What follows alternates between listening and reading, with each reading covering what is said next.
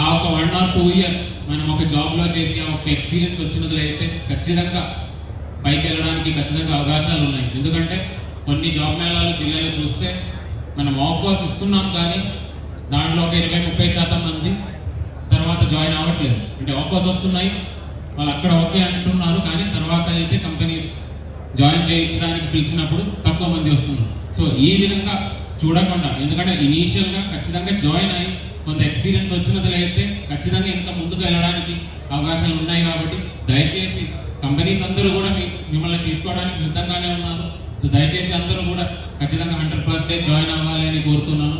ఈ యొక్క activity almost district యంత్రాంగం నుంచి ఉన్న సపోర్ట్ మనం ఇస్తామని చెప్పినా కూడా ప్రతిరోజు సరే రివ్యూ చేసి ఉన్నారు, మినిస్టర్ గారే రివ్యూ చేసి ఉన్నారు, దీన్ని బాగా ముందుకు తీసుకెళ్లారు.